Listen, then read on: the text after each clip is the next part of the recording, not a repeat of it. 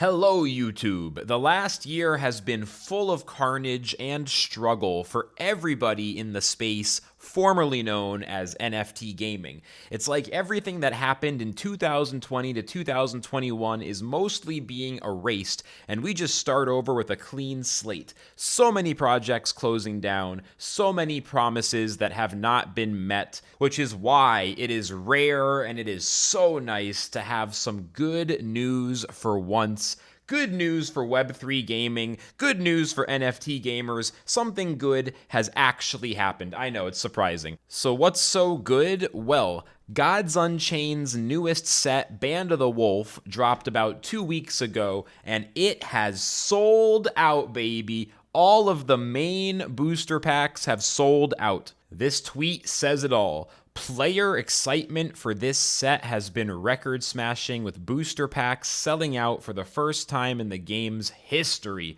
Crafting and other specialty packs are still available. There's still some other ancillary packs, but the $8 booster pack, that was the main pack, 3 cards, one of which is guaranteed to be epic or legendary, and all 3 of those cards are NFTs. That pack has sold out, and it's the first time in the game's history. The previous set for Gods Unchained, Winter Wonderlands, as far as I know, never even came close to selling out. There was no discussion, no conversation, nothing that I saw that suggests they were even close to selling out. But Band of the Wolf sold 80,000 packs at $8 a piece, which I think is pretty impressive.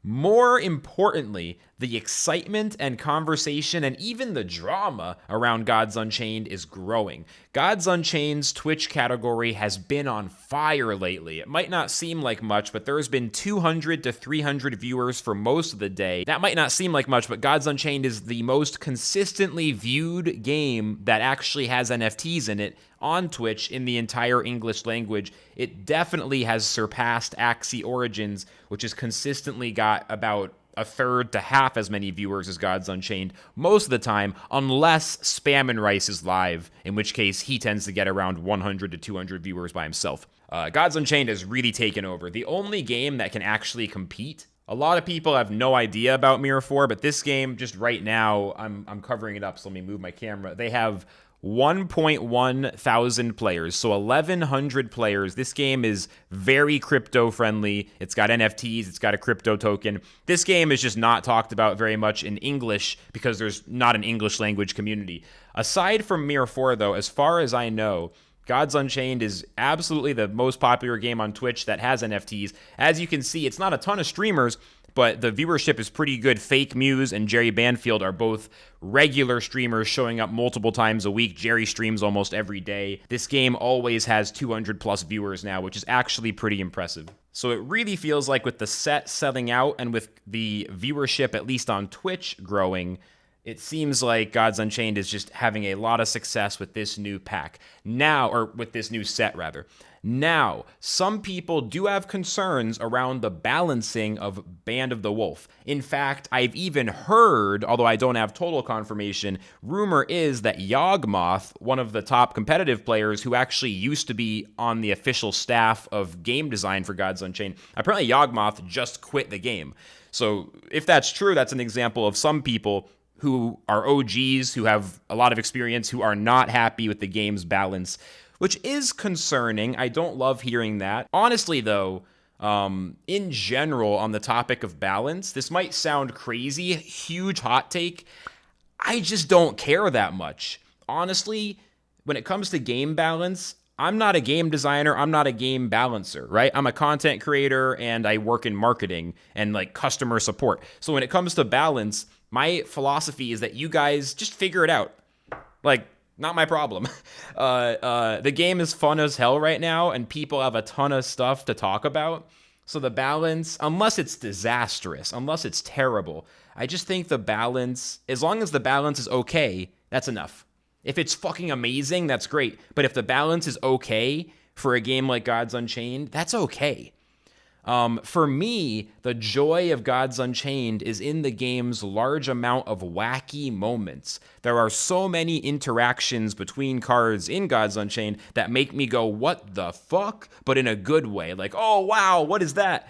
For example, in a recent game, my opponent used a transform effect to debuff one of my creatures, trying to make it into a weaker creature, but because of RNG, they transformed my mob into a really rare, really powerful creature. They actually made it stronger, and they did it by turning it into a super rare, super unusual card.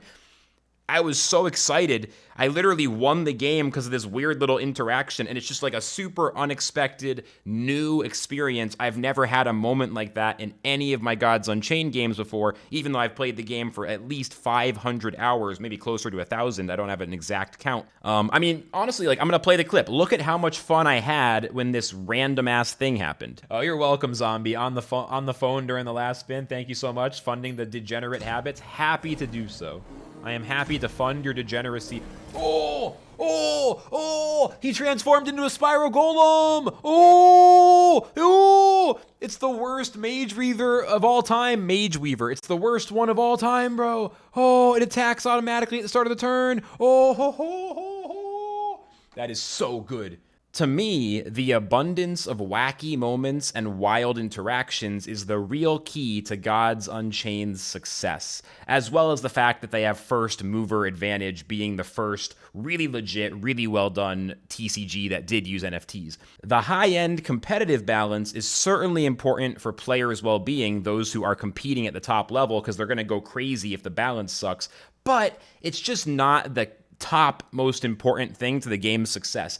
I know it sounds weird. Some people think I'm being a moron right now, but think about it. Hearthstone was a competitive nightmare for years during its golden era. I don't remember what year it was, but there was one year early in competitive Hearthstone.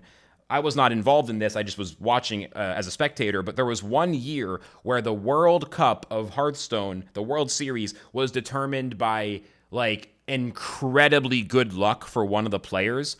And basically, there was a card that generated random cards, and it gave the perfect card for him, like 3 turns in a row, and just completely won him the World Cup, the World Series. And I remember people being really pissed about that.